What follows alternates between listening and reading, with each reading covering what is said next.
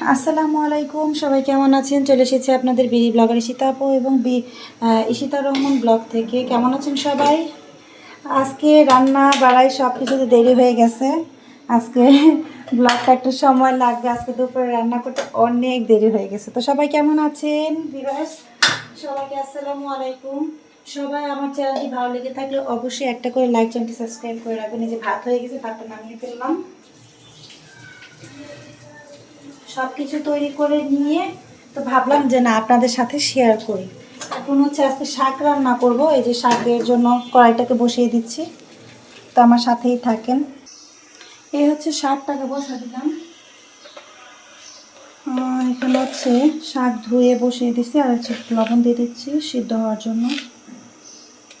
অনেকগুলো শাক এখানে। আর এখানে হচ্ছে পেঁয়াজ, কাঁচামরিচ, তারপর এগুলো কেটে রাখছি আর কি, মরিচ পেঁয়াজ সব। এই যে এখানে কিছু কাঁচামরিচও দিয়ে দিই। তো এখন হচ্ছে আমি ঢেকে রাখবো এটা সিদ্ধ হওয়ার জন্য। এই যে এটা সিদ্ধ হতে থাক। আর এখানে হচ্ছে আমি ডিম সিদ্ধ করে নিচ্ছি। ডিম ভুনা করবো যেহেতু, ডিমটাকে এই যে ছুলে নিব। এখন ছুলে আমি আপনাদের সামনে আবার আসতেছি। এই যে দেখেন শাকটাকে সিদ্ধ করতে দিছি, কলমি শাক। ওফ, সবচেয়ে আমার ছেলের এবং আমার মেয়ের সবারই পছন্দ, আপনার ভাইয়ার। এই শাকগুলো আমাদের পছন্দ খুব। যেহেতু পানি ওঠে তো এই জন্য এখন ঢাকনিটা খুলে দিছি, পানিটা যাতে একটু শুকায়া যায়। কি সুন্দর সবুজ, ভালো লাগতেছে।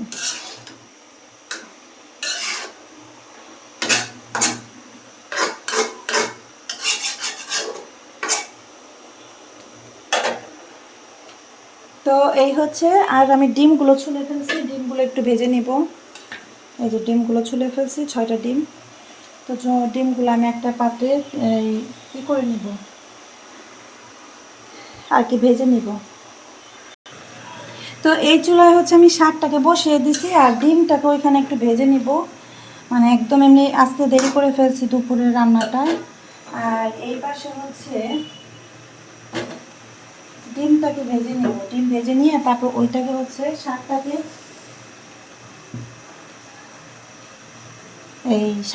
হচ্ছে বাগার দিয়ে দেবো। হ্যাঁ, আপনারা কি বলেন এটাকে? ভাজি আর কি, ভাজি বাগার যেটাকেই বলেন।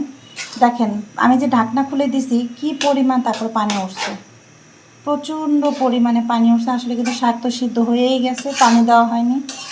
আমি একটা ঝুড়ি দিয়ে করে রাখছিলাম। অবশেষে পানিটা মানে একটু ফেলে দিতে হবে।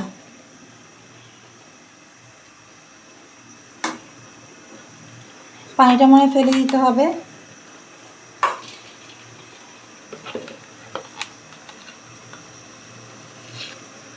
লবণ একদম কম, এতগুলো লবণ দিছি। সবাই দেখলে বলবে কি আপু কত লবণ দিছে, না আসলে লবণ হয়নি, কম হয়েছে। তো যাই হোক, আমি এখন ডিম এখানে ভেজে নেব। কড়াই তো শুকাইতে তো দেরি করতেছে।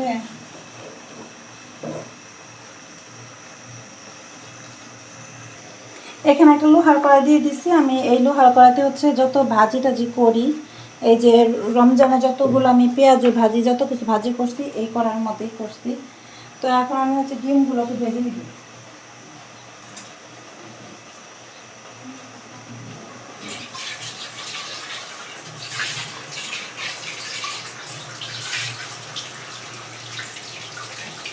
আর আজকে ডিমগুলোকে হচ্ছে ভুনা করবো আমি।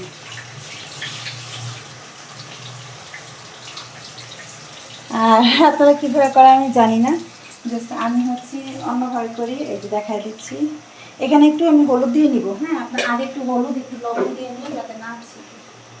এটা একটু দেখাই দিই আপনাদেরকে। এই যে একটু হলুদ দিয়ে দিলাম, তারপর হচ্ছে একটু লবণ দিয়ে দিব। এই যে এখন আর ছিঁড়বে না। তো এখন হচ্ছে ডিমগুলো বিসমিল্লাহ বলে ছিঁড়ে দিব।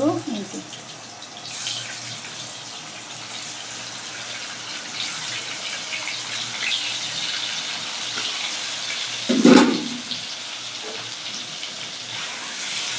দেখুন ডিমগুলো কত সুন্দর কালার হয়ে গেছে।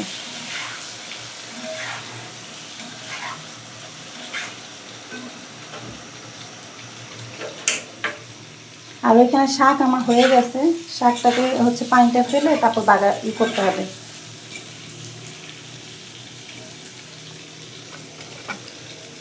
দেখা যাচ্ছে কিনা আমি জানিও না।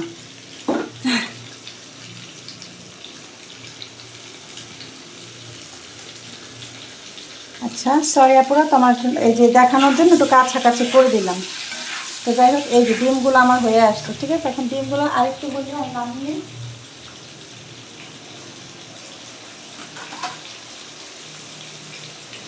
নামিয়ে তারপর হচ্ছে ডিমগুলোকে হচ্ছে এই ভুনা করবো আজকে। তো সাথেই থাকেন। এই যে দেখেন আমার ডিমগুলোকে সুন্দর মতো ভাজা হয়েছে, ছোলাটাও যেমন সুন্দর হয়েছে। এই যে এখন খাবো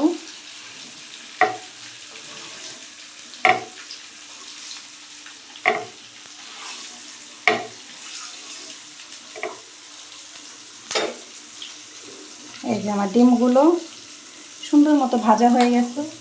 এরই মধ্যে এখন আমি দিয়ে দেব পেঁয়াজ, কাঁচামরিচ,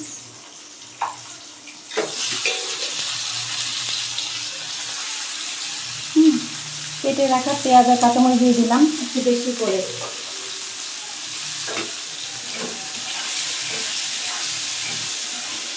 তেল যা দিয়েছি এতটুকুই থাকবে। এখন এটাকে একটু লাল লাল করে ভেজে তারপর হচ্ছে মশলাগুলো আমি দিয়ে দিব। এই যে এখন পেঁয়াজটা ভাজা হয়ে গেছে, একটু সামান্য পানি দিয়ে দিব।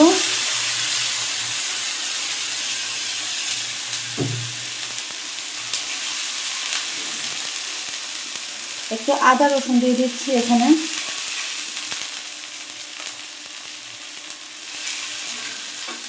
পরিমাণ মতো আদা রসুন দিয়ে দিলাম। তারপর হচ্ছে পরিমাণ মতো লবণ দিয়ে দিচ্ছি, যেহেতু টমেটোও দিব আমি, এই জন্য একটু সামান্য লবণটা একটু বেশি দিলাম। আর তারপর দিয়ে দিচ্ছি হলুদ, তারপর দিয়ে দিচ্ছি গুঁড়া মরিচ, দিয়ে দিচ্ছি ধনিয়া। এখন এগুলোকে হচ্ছে একটু ভুনা করার জন্য, কষানোর জন্য কিছুক্ষণ চুলাতে আর কি কষানো হতে দিব। এই গুঁড়া মরিচটা কম হয়েছে।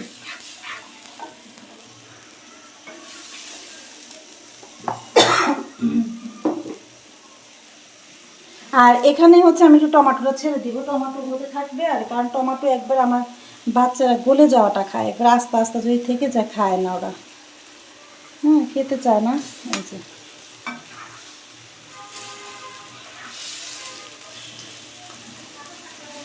এখন এটা একটু হলেই তারপর হচ্ছে ডিমগুলোকে দিয়ে দিব যেন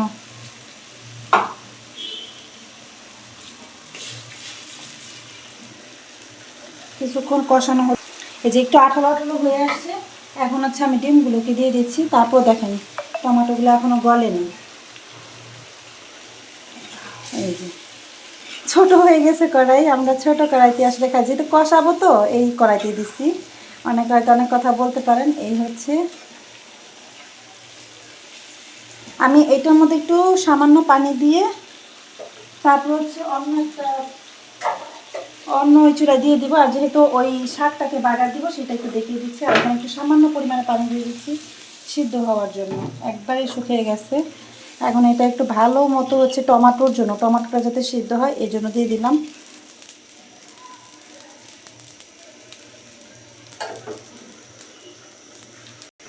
তো আপুরা এই যে ভাবি যে ভিডিওটাকে যত ছোট করব আসলে ভিডিওটা বড় হয়ে যায়।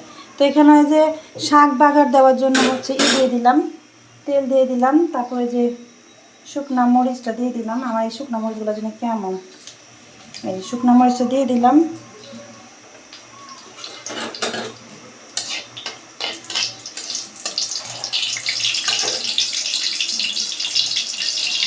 তারপরে যে কেটে রাখা পেঁয়াজ মরিচ এগুলো, এই রসুন এগুলো দিয়ে দিই এখন।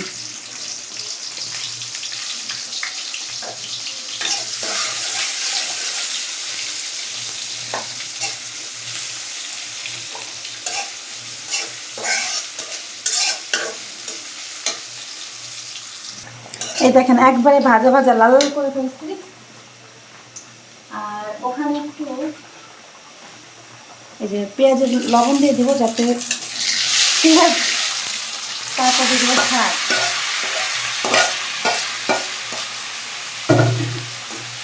এই যে খুব সুন্দর মতো হয়ে গেছে।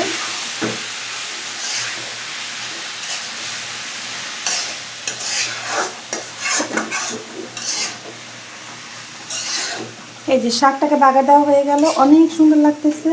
তো সবাই কমেন্ট করে বলবেন আজকে আমার ডিম ভুনা এবং শাক ভাজিটা কেমন লাগলো। এই যে শাক ভাজি করলাম, যেহেতু পেঁয়াজগুলোকে একবার বেরেস্তার মতো করে দিছি তো অনেক মজা লাগবে।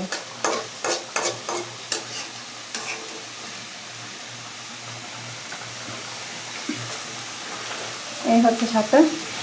তো সবাই আপনার ভিডিওতে কমেন্ট করে জানাবেন কেমন হলো। আর ডিমটা হচ্ছে এখনও টমেটো দিচ্ছি তো যেহেতু হয়েই আসছে।